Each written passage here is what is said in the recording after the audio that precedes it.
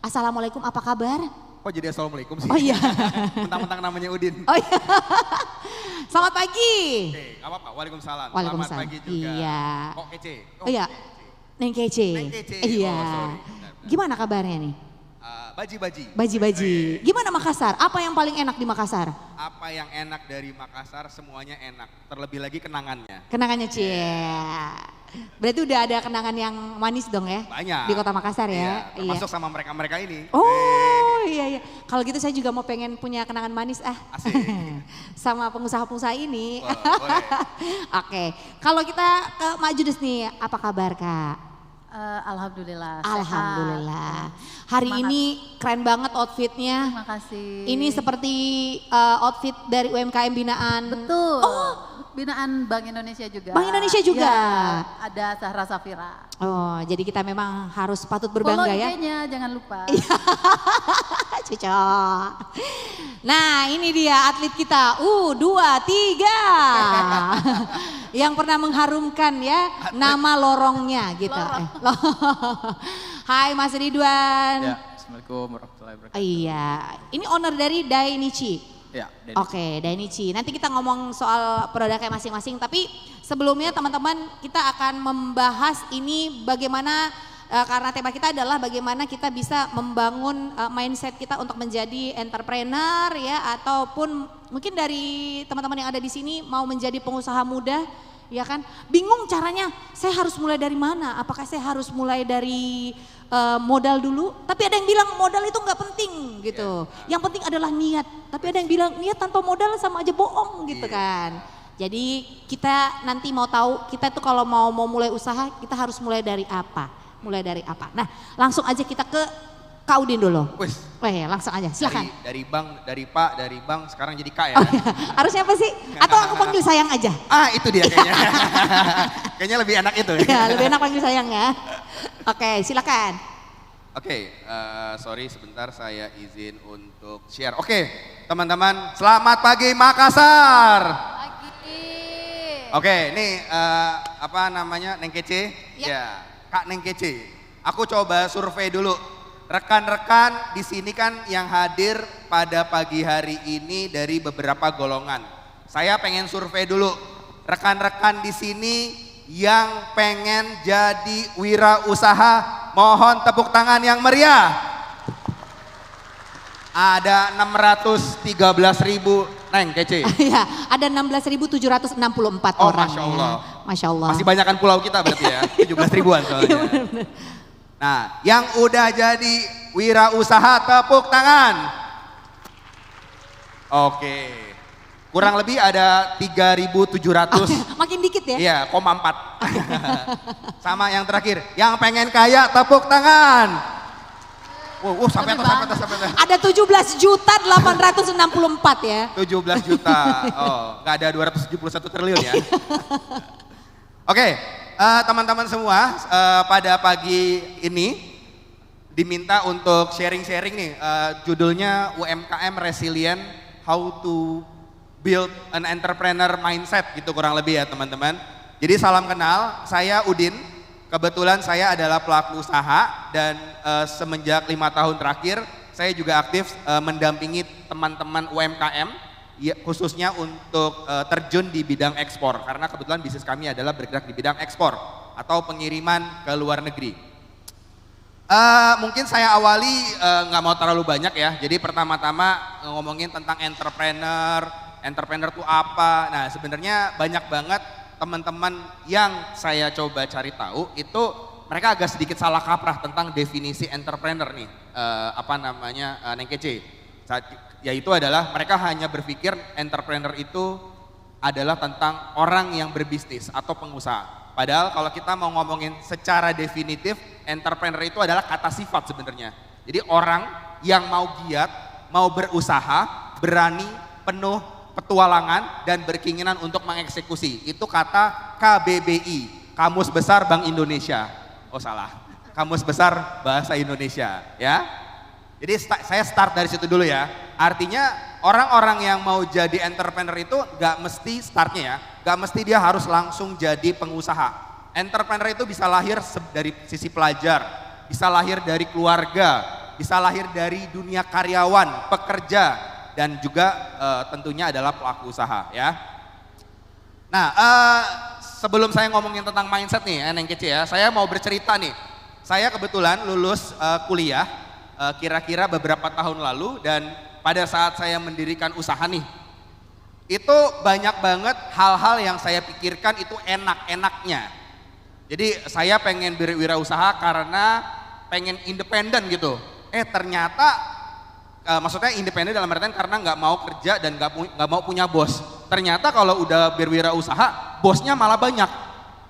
Kalau ibaratnya kerja bosnya cuma 1, 2, 3, kalau udah bisnis bosnya malah makin banyak. Siapa bosnya? Ada yang tahu? Customer, pembeli, jumlahnya banyak, beraneka ragam, demanding, sifatnya banyak, berubah-ubah. Itu ya, itu fakta yang harus teman-teman pahami dulu. Jadi saya mau menyampaikan realitasnya dulu. Kedua, karena saya melihat opportunity. Ternyata pada saat mendirikan usaha menemukan banyak opportunity atau peluang-peluang yang hilang begitu saja. Ketiga, karena saya ingin merasakan mengangkat yang namanya jiwa kreatif. Ternyata pas udah terjun ke bisnis, produk yang saya bilang kreatif gak ada pasarnya, ya. Fleksibel, kenapa fleksibel?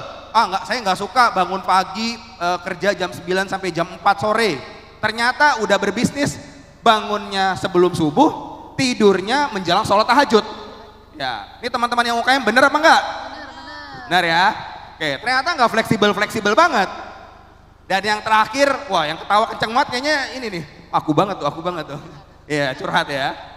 Terus menantang ya, karena pengen sesuatu yang menantang. Tapi ternyata faktanya banyak banget kompetitor-kompetitor yang sudah besar di jalan. Jadi ketika saya mendirikan wirausaha nih Neng Kece awal-awal menemukan fakta-fakta tersebut, ada banyak banget realita yang saya temukan hingga akhirnya bisnis tuh gagal, jatuh bangun, bahkan sampai saat itu ceritanya ya, kan punya pacar nih ya, pengen kawinin anak orang nih ya, ternyata bisnisnya belum jadi-jadi banget nih. Ditanyain sama calon mertua, kapan kamu kawinin anak saya? Ternyata bisnisnya masih di bawah, kurang lebih kayak gitu. Nah itu adalah salah satu pengalaman saya pada saat mendirikan wirausaha gitu. Jadi banyak banget dinamika yang baru ditemukan pada saat terjun langsung. Padahal background saya kuliahnya bisnis, belajarnya baca-baca buku bisnis. Nah kalau masuk pembelajaran saya pada saat mendirikan bisnis dari 10 tahun terakhir, hal pertama yang harus teman-teman miliki, ingat ya adik-adik semua yang di sini khususnya masih mahasiswa, teman-teman nomor 1 harus memiliki yang namanya strong why. Why itu pertanyaan kenapa, maksudnya teman-teman harus memiliki alasan yang kuat ya. Cari tahu alasan yang kuat, dan untuk menemukan alasan yang kuat saran saya gunakan teknik yang namanya 5 why atau 5 pertanyaan kenapa. Diawal dari itu. Misalnya gini, kenapa saya ingin memulai usaha? Harus sampai 5 level. Kenapa saya ingin memulai usaha? Karena saya ingin kaya. Masuk pertanyaan kedua, kenapa kamu ingin kaya? Karena saya ingin membahagiakan orang tua saya. Kenapa kamu ingin membahagiakan orang tua kamu? Karena itu yang diajarkan oleh agama saya, prinsip hidup saya. Kenapa kamu harus menjalankan prinsip hidup kamu? Karena saya ingin masuk surga. Kenapa kamu masuk surga? Karena itu adalah salah satu tujuan hidup saya. Kalau teman-teman dapat 5 pertanyaan dijawab langsung, kurang lebih teman-teman akan memiliki alasan yang kuat. Dan saya memiliki sebuah pendapat, kalau teman-teman memiliki alasan yang kuat dan bisa bertanya dan mengeluarkan 5 pertanyaan kenapa sampai 5 kali dan bisa dijawab, itu sudah cukup besar dan itu sudah sangat besar. Saya berpegang teguh Neng Kece, ada sebuah prinsip, sebuah quote dalam bahasa Inggris, if you have a strong why, the how is easy. Kalau kamu punya alasan yang kuat, how-nya, bagaimananya, rintangan-rintangan di jalannya akan mudah, easy. Itu nomor 1. Yang kedua, networking ya. Jadi teman-teman kalau bisa dari sejak bangku kuliah sering banyak ikut organisasi. Saya waktu kuliah ikut banyak banget organisasi, dari mulai himpunan, Badan Eksekutif Mahasiswa atau BEM dan lain-lain. tujuannya adalah untuk memperbanyak dan menambah relasi. Karena kita nggak punya orang dalam, makanya kita cari dari orang luar. Semakin banyak orang luar, siapa tahu dapat koneksi, ya. Ketiga, teman-teman harus pandai-pandai melihat peluang. Dengan cara salah satunya adalah datang ke pameran-pameran seperti ini. Lihat-lihat apa saja yang dibutuhkan, ya. Keempat, yang paling utama yaitu adalah teman-teman ketika dalam memulai usaha, pembelajaran saya selama mendirikan bisnis awal-awal yaitu adalah kami terlalu fokus pada produk, padahal seharusnya diawali kita harus memulai dengan yang namanya melihat potensi pasar atau market driven. Ada yang tahu maksudnya market driven? Enggak ya? Jadi ketika kita memulai usaha itu harus memiliki mindset bahwa semua yang kita jalankan harus jelas pasarnya. Makanya nanti kalau udah ngomongin teknis, teman-teman harus melakukan riset pasar. Pada saat saya mendirikan usaha, awal-awal juga melakukan riset pasar dulu. Cari tahu ini, itu, dan lain sebagainya hingga akhirnya bisa mendirikan usaha lebih baik. Dan yang terakhir, teman-teman harus memiliki kemauan dan kemampuan belajar. Belajar bisnis itu, mendirikan usaha itu bisa di mana aja, kapan aja, apalagi sekarang di eranya dunia digital, teman-teman bisa belajar dari TikTok, dari Google, ataupun dari teman-teman sekitarnya. Dan yang lebih penting, teman-teman harus memiliki mentor. Nah, ini adik-adik di sini misalnya yang masih mahasiswa, pengen mendirikan usaha, pastikan teman-teman bisa cari mentor-mentor yang tepat. Oh, saya pengen bisnis kopi. Oh, belajarnya dari orang yang sudah bisnis kopi.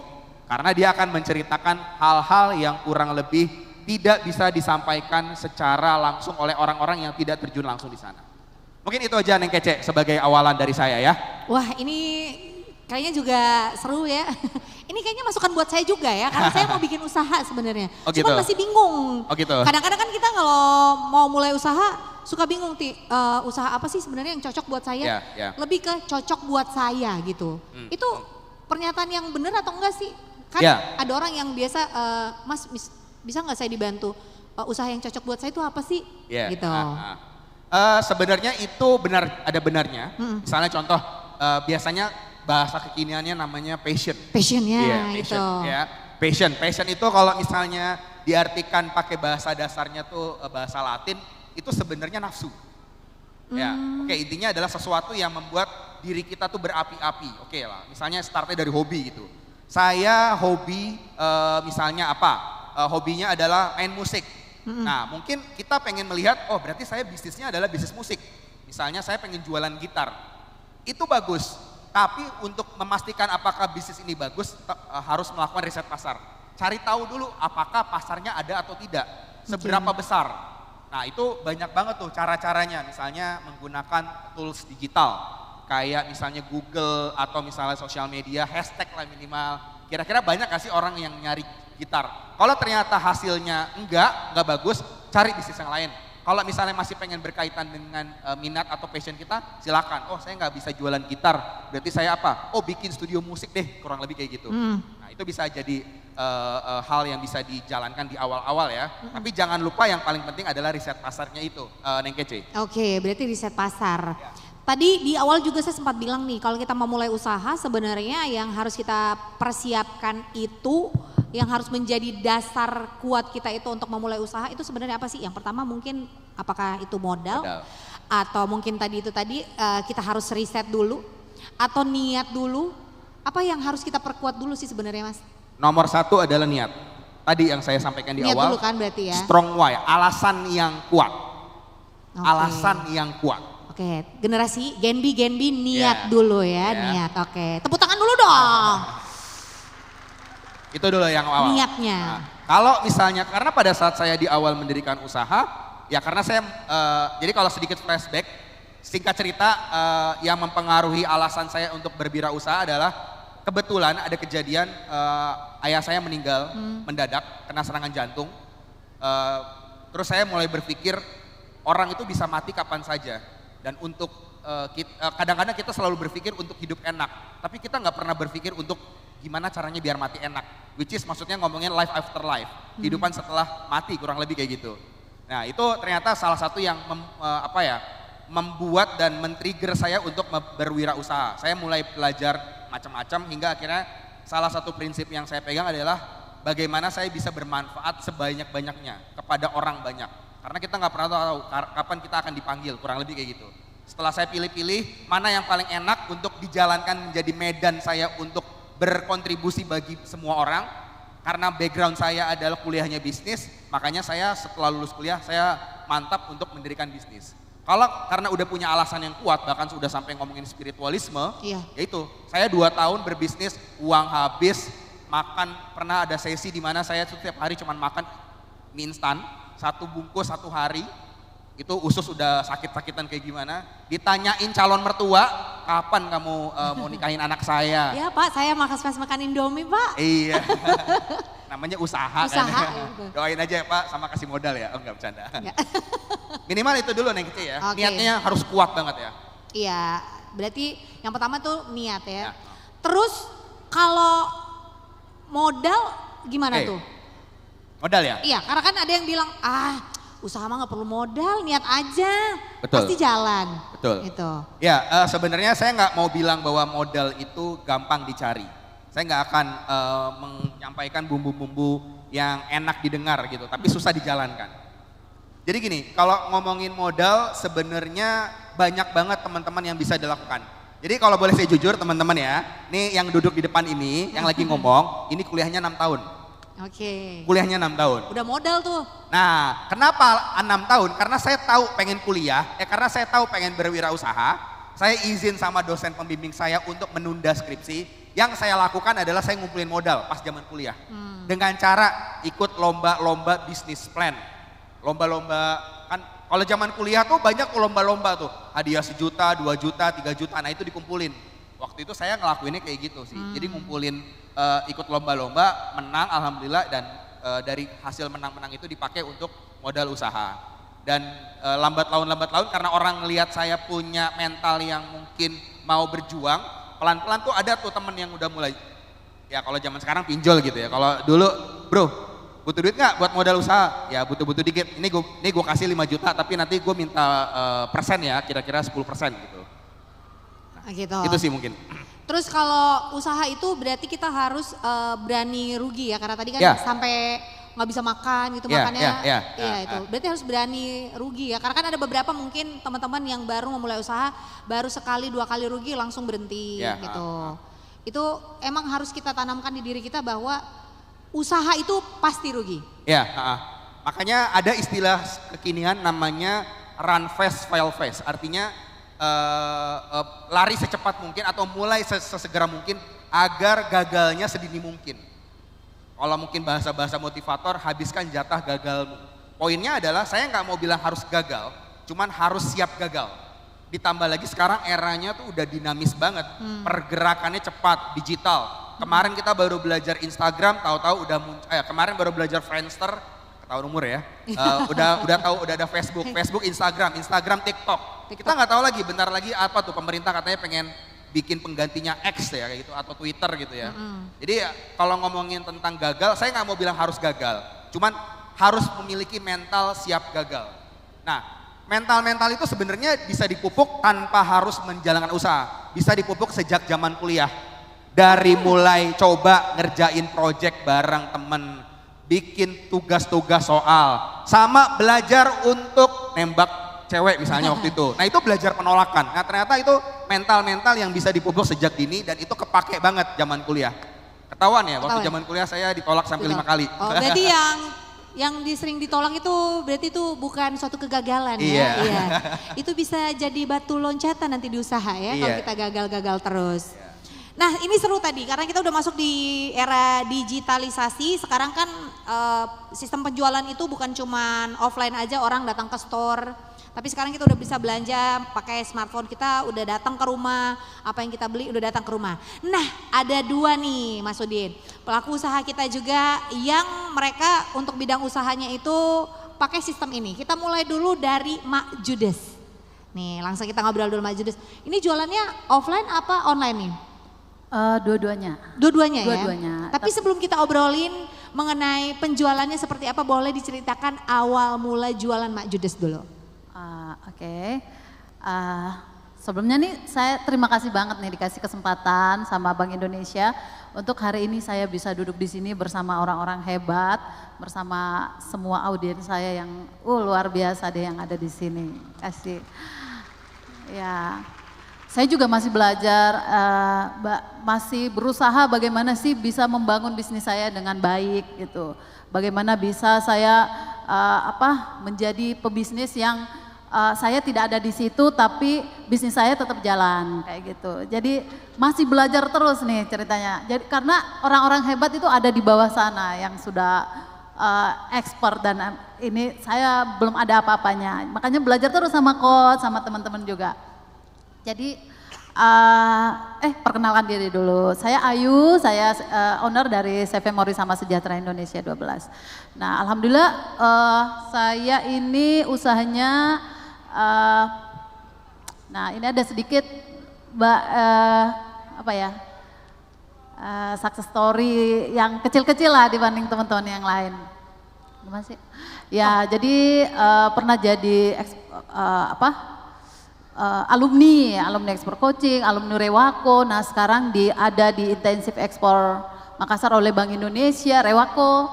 Jadi emang luar biasa Bank Indonesia ini bagaimana mau membentuk kita UKM-UKM di Sulawesi Selatan ini supaya bisa menjadi UKM yang naik kelas dan bisa menjadi sesuatu yang istilahnya bisa dilihat di luar Sulawesi Selatan lah gitu Mbak.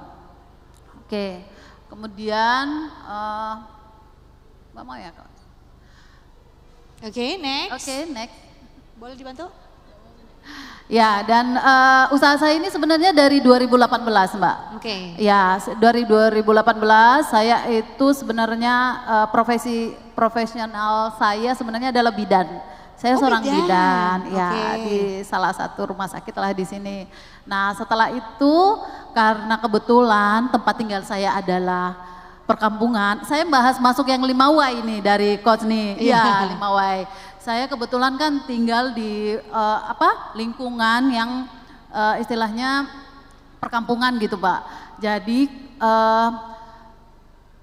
ibu-ibu di sana itu kebetulan ada yang ART, ada yang buruh cuci dan sebagainya. Nah, disitulah saya melihat bagaimana bisa mereka ini secara ekonomi bisa diberdayakan ya? Ya, diberdayakan. Saya waktu itu mikir apa yang bisa saya lakukan untuk bagaimana mereka bisa bekerja tanpa sesuatu yang skillnya harus yang seperti apa. Mereka tuh kan kuat-kuat ya. Jadi makanya saya hari itu saya berpikir, oh orang semua kan di Makassar ini kan banyak ikan. Nah, ikan tuna apalagi. Jadi itulah yang menjadi dasar saya bagaimana saya ajarkan mereka membuat abon tuna di awalnya. Nah, saya ajarkan. Jadi itu abonnya resep sendiri berarti ya? Iya betul, resep keluarga Mbak.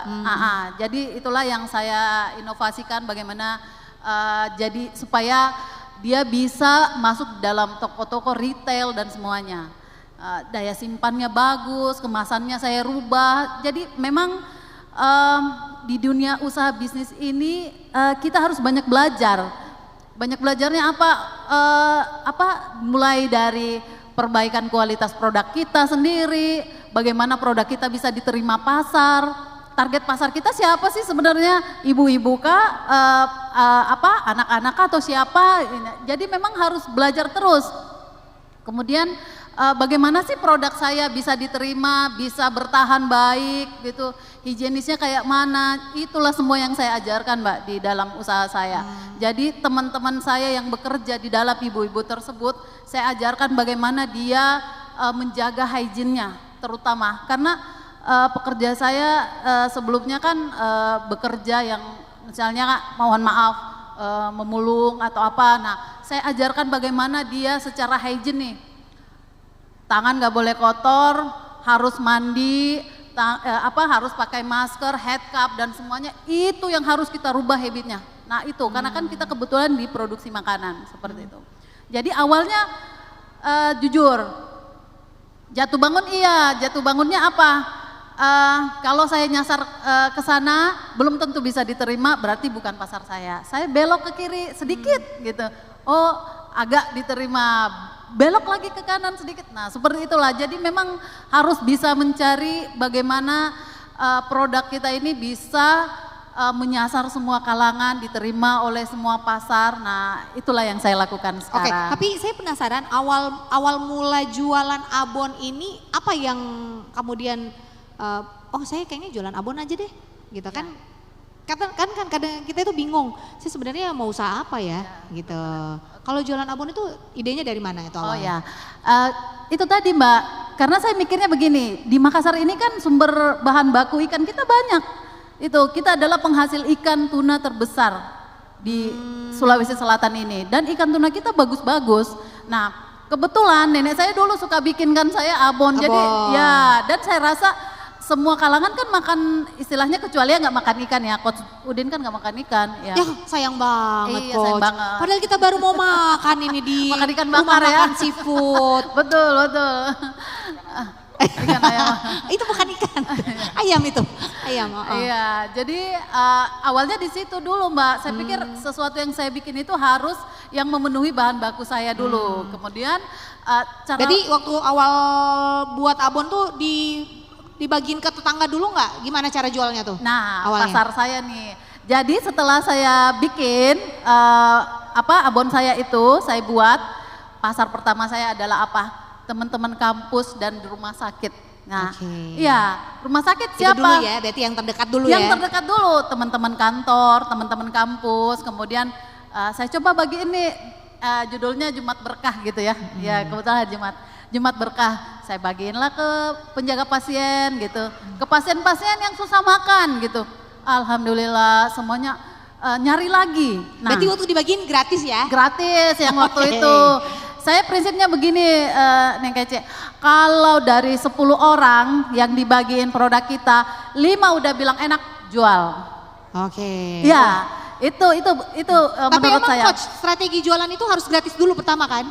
Ya buat menarik simpati sama biar orang tahu dulu rasa Oke. produk gimana. Bagian dari tes pasar. Tes pasar, Tes oke. pasar Udah dulu bener lah berarti. istilahnya. Ya, jadi memang pasar terdekat dulu kita itu siapa gitu.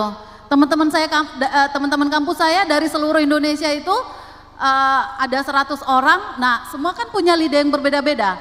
Nah, pada saat saya cobakan itu semua punya saya pengen lebih manis, saya pengen lebih asin gitu kan.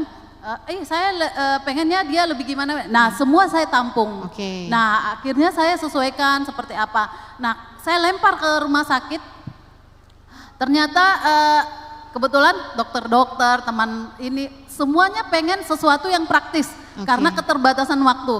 Nah, jadi saya bikinlah dia dalam bentuk yang pouch, simple, terus setelah dibuka gampang ditutup kembali, daya tahannya bagus, dan mereka asik aja tuh setelah mau misalnya mau makan, gampang aja mereka makan. Yang penting ada nasi, ada mie, taburin abonnya jalan. Simple gitu, ya, simple, berarti. praktis gitu. Saya penasaran, modal awalnya itu berapa? Aduh, modal Ayo. awal nih Mbak. Swear, jujur. Iya karena kan kita anak-anak mahasiswa, Iya. ya mungkin saya modal awalnya saya butuh 10 juta kali. Ah itu kegedean enggak, buat saya kali. Enggak sama sekali. Modal pertama saya percaya Mbak, 300.000. Hah? Saya Serius? modal awal 300.000. Cuma untuk beli ikan dan perbumbuannya, minyaknya dan sebagainya itu cuma 300.000. 300.000 jadi 1 juta. Nah itu yang memotivasi banyak saya. Benar. Ayo, siapa yang punya duit 300? Betul. Langsung ke ibunya jadi 1 juta. Ya itu yang memotivasi saya sebenarnya untuk bagaimana saya bisa berbuat, maksudnya menghasilkan lebih daripada ini gitu. Jadi pada saat itu saya 1 orang dulu nih, saya tarik, kemudian karena permintaan makin banyak, saya nambah lagi tetangga saya terdekat, mau lama-lama pada datang, Bu saya mau kerja. Ya udahlah, Allah udah ngatur rezekinya kita kan lewat itu. Jadi ayo semuanya yang mau kerja sepanjang mau mengikuti prosedur dan semuanya dari kita, ayo maju. Nah, kayak Berarti gitu. pernah juga merasakan kerugian dong ya? Banget Mbak. Ruginya di mana sih? Aduh. Jualan abon? Di fail, iya benar, di failnya itu. Sometimes kita udah sesuai prosedur nih. ada faktor X kadang yang membuat produk kita tiba-tiba gagal, rusak, nggak tahu dari mana. Nah itu kita telusuri lagi di mana sih letak kesalahannya di mana, dan itu jadi pembelajaran terus sampai hari ini pun kita masih belajar. Jadi kalau untuk kerugian, aduh jangan Mbak, tapi itulah jangan lihat ketika kamu jatuh, tapi lihat bagaimana kamu bisa berdiri kayak gitu. Nah setelah jatuh, ayo cepat mau tetap jatuh atau mau langsung berdiri. Nah itu dia. Ada tuh yang habis rugi langsung tutup, sudah mide rugi langsung Kak. out, Udah berhenti. Iya. Harusnya ganti. jangan ya. Enggak, dia enggak berhenti tapi ganti. Ganti Ada ya, yang begitu, benar. ada yang begitu. Misalnya dia gagal di produk Abon, dia gagal jadi udahlah saya produk apalah yang bukan itu lagi. Padahal sebenarnya pada saat dia digagalkan di situ atau dia fail di situ, seharusnya dia bisa belajar. Apa sih yang menyebabkan dia fail atau rusak apa, saya bisa perbaiki lagi, saya ini seharusnya seperti itu. Ya. Nah kalau kita ngelihat produk dari Maju di sini apa? Selain Abon ada apa lagi? Oh iya, nah karena setelah yang pertama kita buat itu adalah Abon, kita meningkat menjadi sambal karena itu juga permintaan pasar juga. Oh ada sambal iya, juga. karena mereka bikinlah inovasi baru. Nah itu juga dari pasar-pasar terdekat saya, mulai dari teman-teman dokter kita, terus teman-teman kampus kita, yuk bikin sambal. Jadi saya inovasilah jadi sambal tuna. Setelah sambal tuna, bikinlah varian lain. Nah, berubahlah jadi teri, berubah jadi cumi, berubah udang dan macam-macam kayak gitu. Oh, akhirnya jadi memang, bervariasi. Ya, jadi memang kita berinovasi bagaimana bisa menuruti selera pasar, kayak permintaan pasar. Mengikuti kayak gitu. selera pasar lah. Betul, ya. permintaan pasar. Jadi Karena- berarti untuk penjualannya tadinya kan dari mulut ke mulut nih. Ya, betul. Terus, ini pesan dong, pesan. Iya. Lama-lama akhirnya untuk sistem penjualannya itu apa sekarang yang Alhamdulillah kita juga ada marketplace, ada secara online juga ada, tapi alhamdulillah kita saat ini sudah dipegang oleh distributor besar yang ada untuk area Sulawesi dan Jawa. Jadi kami lebih banyak mensuplai ke offline-nya. Jadi lebih banyak ke sistemnya distributor itu. Distributor yang meng-cover retail-retail yang ada di Indonesia seperti itu. Jadi jaringannya jadi lebih luas ya. Alhamdulillah, lebih besar juga. ya udah nasional. Bagaimana sih bisa berkenalan dengan distributor besar-besar? Saya juga dicari Mbak, saya nggak tahu tiba-tiba ada yang menghubungi saya, ada yang menghubungi, kemudian tiba-tiba minta 1.000, 2.000, 3.000. Banyak dong ya? Iya, jadi oke, kita bikin kerjasama, yuk gitu. Alhamdulillah berarti produk kita dipercaya gitu. Ini kan juga sempat awalnya bergabung dengan Bank Indonesia. Ya alhamdulillah, Nah, itu saya dia. sebenarnya syukur banget Mbak bisa istilahnya Indonesia itu, Bank Indonesia itu bisa istilahnya ngelus kepala saya lah, saya bilangnya kayak gitu. Oh, iya. Karena jujur di Bank Indonesia itu mereka berusaha bagaimana saya membangun bisnis saya itu, yang saya dulu gini, yang penting saya jualan lah. Yang penting barang saya laku udah selesai. Iya benar. Saya nggak pernah mikir yang seperti apa sih ke depannya. Yang saya penting hari ini saya dagang, besok hari ini saya bikin, besok jualan. Saya yang ngaduk di situ, dibantu siapa, saya yang pasarkan, saya yang menghitung, nah itu. Setelah di Bank Indonesia itu diputar balik Mbak. Yang awalnya nih saya pede-pede aja nih ceritanya, saya pede luar biasa nih. Oh dia dipanggil pelatihan nih sama Bank Indonesia. Awalnya tuh namanya Rewako. Ya jadi pada saat itu pedenya luar biasa. Setelah di dalam saya dikuliti habis-habisan, pokoknya dibolak-balik dari yang pikiran saya misalnya di A, ditarik dulu dari Z ke atas. Jadi benar-benar yang dirubah adalah mindset saya. Mindset dulu. Bagaimana sih kamu membangun usaha, bisnis kamu, bukan kamu yang bekerja tapi bisnis yang bekerja buat kamu, kayak gitu. Jadi mindsetnya kita dirubah, bagaimana sih bisnis itu bisa menghasilkan uang buat kita, kayak gitu. Bisnis kita bisa bertahan, tetap running tanpa kita ada di situ. Bisnis kita autopilot lah ya? Ya autopilot. Ya. Jadi saya taunya saya bisa mempercayakan atau mendelegasikan apa nih yang selama ini yang saya lakukan sendiri gitu, saya udah punya quality control, saya punya admin, saya punya tim produksi. Nah, itu semua yang kita Bank Indonesia berusaha bagaimana bisnismu bisa jalan dan kamu bisa wariskan nanti. Nah, itu yang itu dikasih. Tepuk tangan dulu dong untuk Bank Indonesia. Ih, keren banget. Jadi teman-teman UMKM di sini yang baru mau mulai usaha, bingung gimana caranya, silakan nanti bos bisa langsung gabung di Bank Indonesia, nanti boleh daftar kali ya. Itu nanti bisa ada pelatihannya. Iya, betul. Jadi di situ udah mulai tuh mindsetnya berubah gitu. Iya, benar Mbak, berubah sama Berarti sekali. sekarang jualannya sudah offline sama ada marketplace juga. Oke, jadi online. Jadi sekarang mudah lah ya kita mau lebih belinya, mudah. Ya. Lebih mudah belinya di mana. Tapi banyak pemasukan dari mana nih? Offline apa online? Iya sih, kalau untuk sekarang penjualan maksudnya. Ya, penjualan di 60-40 Mbak. Kita 60 di offline, 40% di marketplace. Oh, oke, lumayan lah ya 40% lumayan, itu udah. Iya. Ya kita masih kalah sama ini, Mas. Iya kan? Nah, itu Mas yang di samping juga nanti kita mau dengar kisah suksesnya dia seperti apa.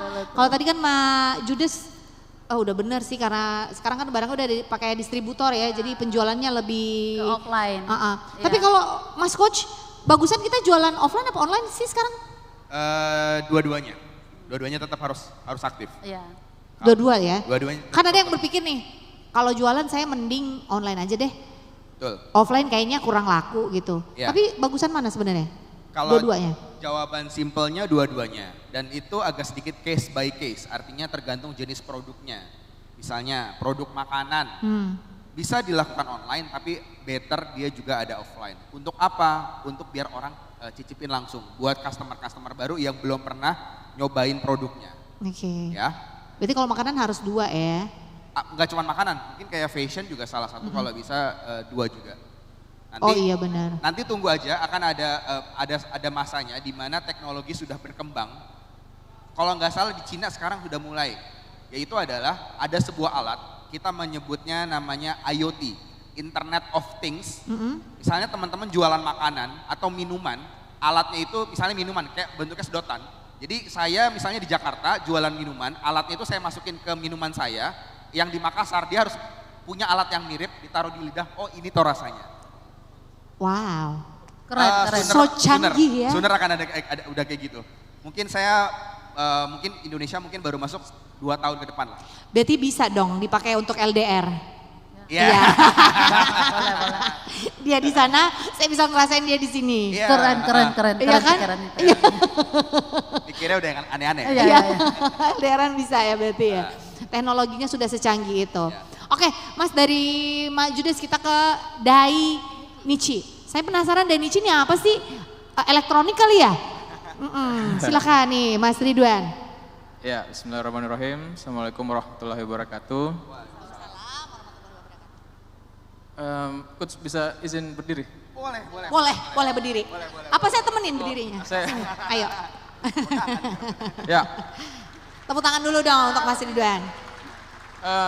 Jadi saya dan Bunda Ayu itu Bunda, kakak lah gitu. Bunda. Oh, Bunda. Karena sudah 5 anaknya. Astaga, salah. Hoax. Jatuhkan pasar memang dia.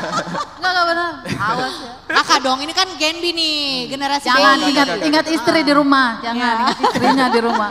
Ya, jadi saya dan Bunda Ayu adalah binaan BI yang sedari kecil itu kita sudah dibina sama BI sampai sekarang. Tepuk tangan dulu. Tepuk tangan dulu buat Bank Indonesia. Ya, bismillahirrahmanirrahim. Assalamualaikum warahmatullahi wabarakatuh.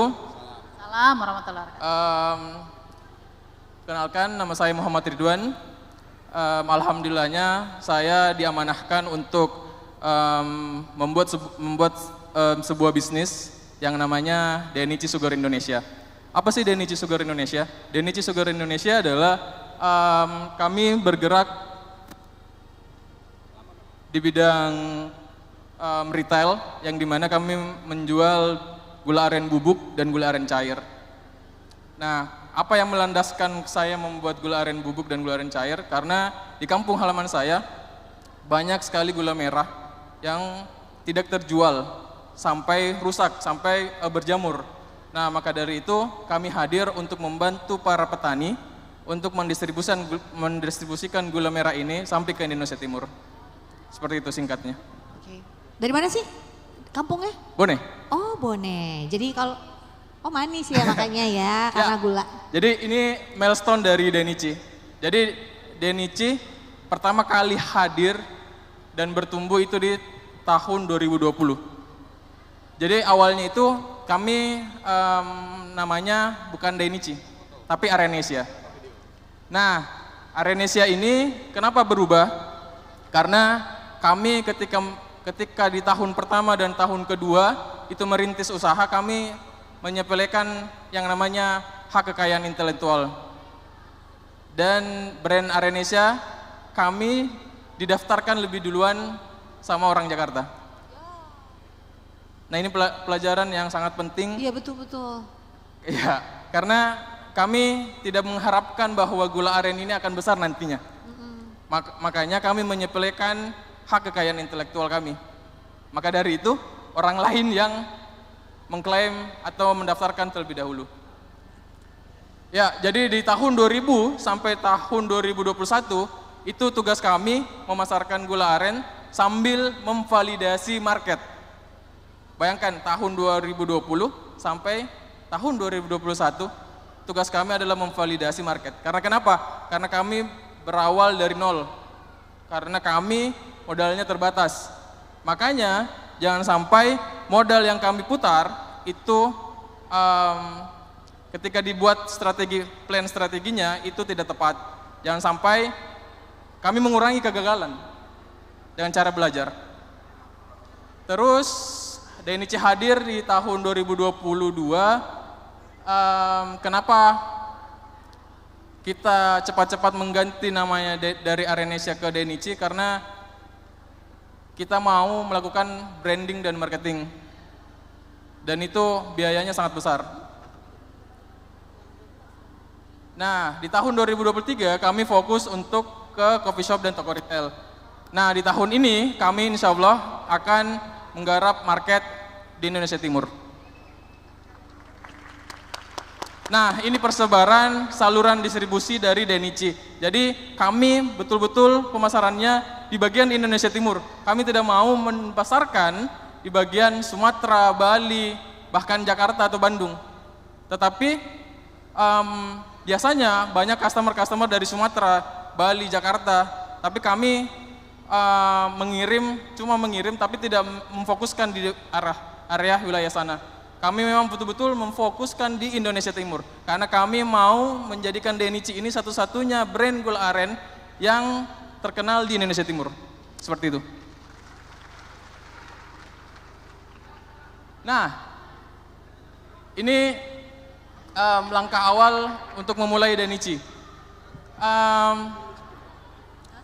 Sebenarnya untuk memulai sebuah bisnis, betul yang katanya Coach, harus ada big why. Kenapa? Karena ketika kita membuat bisnis hanya menjadikan bisnis itu hanya sampingan, maka hasilnya akan sampingan juga.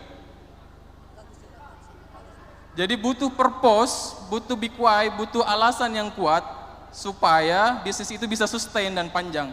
Dan nantinya akan menjadi legacy untuk teman-teman, anak-anaknya teman-teman nantinya. Menjadi warisan, karena bisnis itu panjang, bukan hanya 1-2 tahun.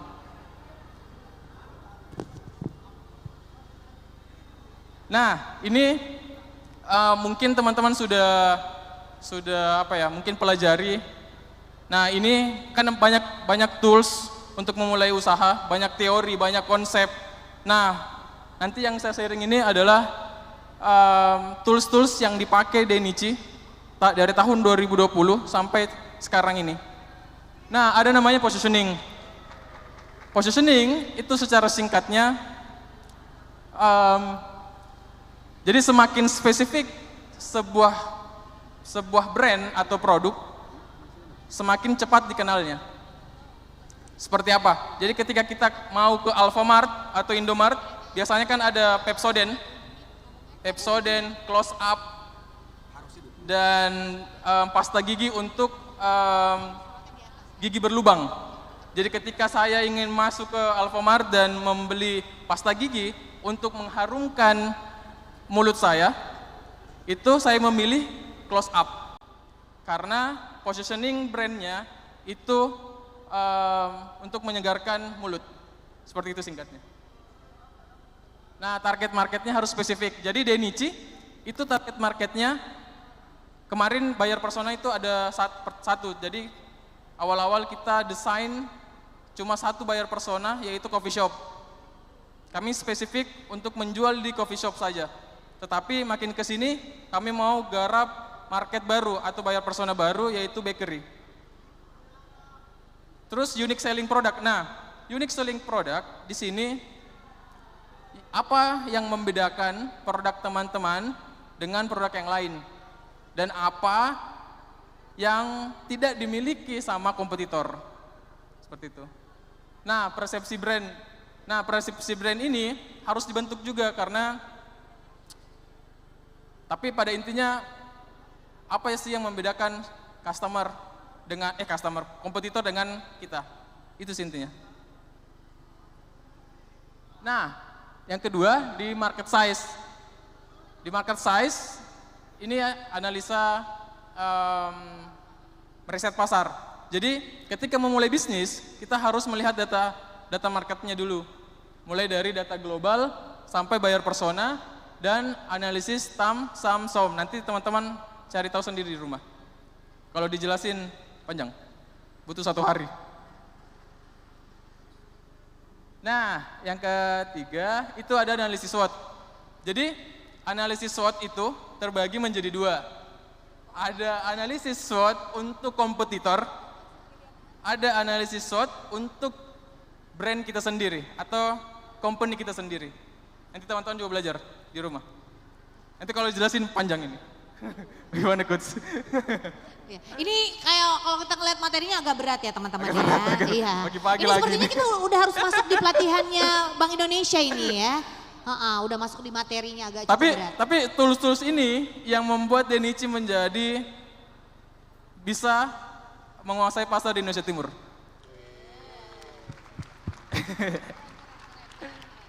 Nah, menurut saya mengembangkan bisnis itu ibaratkan mengendarai sebuah kendaraan. Ada step by stepnya. Yang pertama itu seperti mengendarai motor. Di depan motor itu ada tools, ada warning, ada sen kanan, sen kiri, ada parameter bensinnya habis atau full. Sama seperti bisnis, di awal-awal toolsnya mungkin hanya target penjualan atau target saluran distribusi. Tetapi di step kedua itu seperti mobil. Jadi toolsnya atau indikatornya itu semakin banyak. Indikator mobil dan motor itu berbeda. Kalau di mobil itu ada air radiator, ada rem tangan dan lain sebagainya. Di tools ketiga itu seperti naik pesawat. Jadi semakin kencang bisnisnya, semakin harus banyak indikator-indikator di dalamnya. Seperti indikator KPI, indikator sales, indikator pencapaian, seperti itu. Jadi semakin kencang bisnis, semakin banyak indikator yang harus teman-teman punya. Seperti itu. Nah, ini cara belajar yang instan, yang menurut saya. Jadi, 0 sampai 50 juta, itu yang teman-teman harus fokuskan untuk pelajari adalah fokus belajar marketing dan branding. Yang kedua, 50 juta sampai 100 juta, itu teman-teman fokus berjualan selling. Bagaimana caranya menjual, bagaimana caranya mempaket-paketkan ke produkta, bagaimana caranya menawarkan sama customer supaya bisa closing. 100 sampai 300 juta, teman-teman harus fokus belajar tentang human, people, manusia. Karena kenapa? Yang menggerakkan bisnisnya teman-teman adalah manusia, orang itu sendiri. Bagaimana caranya memperlakukan manusia pada umumnya. Jadi manusia itu tidak mau ditegur di depannya teman-temannya, tidak mau dimarahi di depannya teman-temannya, karena akan merasa malu ketika kita marahi di depannya teman-temannya. Seperti itu. Nah, step berikutnya 300 sampai next sampai 1M, 2M, bahkan puluhan M nantinya yang teman-teman pelajari adalah soal finance, keuangan. Karena kapan teman-teman tidak pelajari soal finance, maka cash flow dari usaha atau bisnis teman-teman itu akan amburadul. Bayangkan kalau misalnya piutang atau orang yang mengutang sama kita itu lebih banyak daripada income yang masuk. Apa yang mau dibayarkan gaji sama karyawan teman-teman? Seperti itu. Nah, ini yang terakhir. Kalau semuanya teman-teman sudah jalankan tools-tools tadi, ini yang terakhir yang selalu kuingat. Kalau belum bisa gerakkan ke hatinya customer untuk membeli, ini yang harus teman-teman lakukan. Sholat dan berdoa ki. Nanti Allah yang akan gerakkan ke hatinya teman-teman, hatinya customer untuk membeli. Saya Muhammad Ridwan, Assalamualaikum warahmatullahi wabarakatuh. Waalaikumsalam warahmatullahi wabarakatuh. Ini